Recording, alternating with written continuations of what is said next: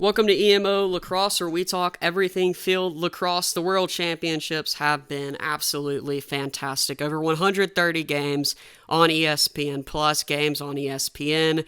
So much fun, so much lacrosse. This is the best time to ever be alive in terms of lacrosse. You can watch it all the time. Now let's talk a little bit about the rules. Then I want to go into the rankings and highlight some players who've been fantastic in World Lacrosse and some other cool things that you may want to stick around for. So let's first talk about the rules.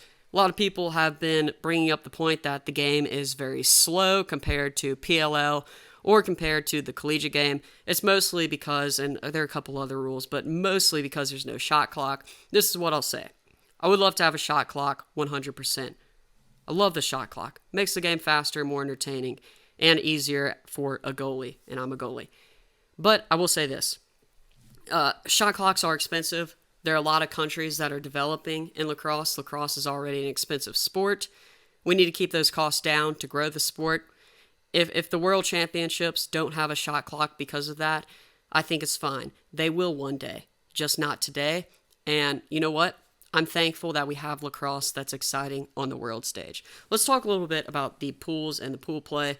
In Pool A, United States 2-0, Haudenosaunee and Canada. Those are the other two teams leading that pool who will be probably competing for the gold, silver, and bronze. Then in Pool B, you have Japan. Japan is a team that could very likely compete in Pool A and probably should be. In Pool A, they're 2-0 with a scoring differential of above 30. It's absolutely ridiculous. Wales and France have also been doing nice already. In Pool C, Puerto Rico and Israel, both 2-0. And then in Pool D, Jamaica, one of the sweethearts of the whole entire World Championships, they're 2-0. New Zealand is 1-0. Germany is 1-1.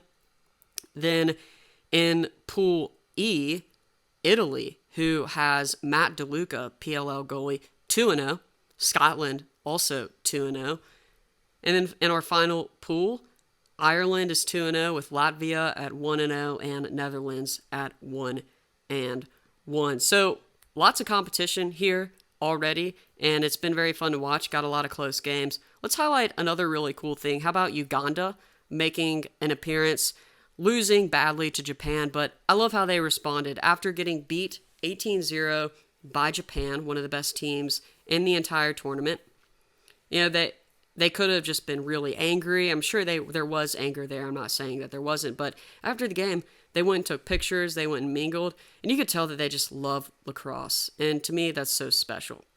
Second, I'm going to talk quickly about the rosters and how a lot of these rosters have tons and tons of collegiate lacrosse players from America. Like England has Sean Goldsmith from UNC. They're guys, I mean, you look at these rosters, not just USA, Canada, and Haudenosaunee, guys all over the place. The Irish from Ireland have an Irish from Notre Dame.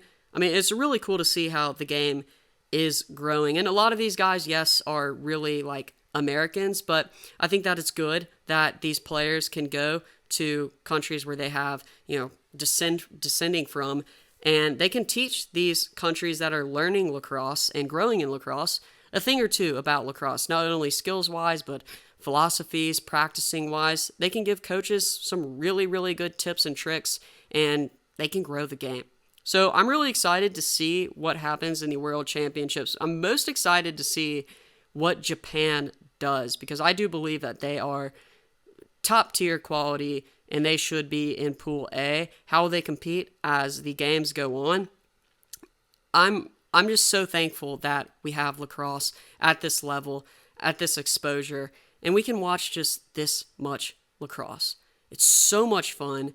It's so awesome. Let me know who you've been watching. What teams other than the normal big three, the Haudenosaunee, Canada, and of course the United States, what other teams have you been looking out for? Has Puerto Rico stood out? What about Russell Melendez?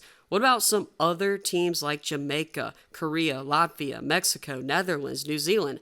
List could go on. It's so cool seeing the growth of lacrosse, and I'm just glad to be alive and thankful to be alive during this time where we can watch it and experience it. Thanks for watching EMO. Make sure to like, subscribe, and comment if you have been watching the World Lacrosse Championships.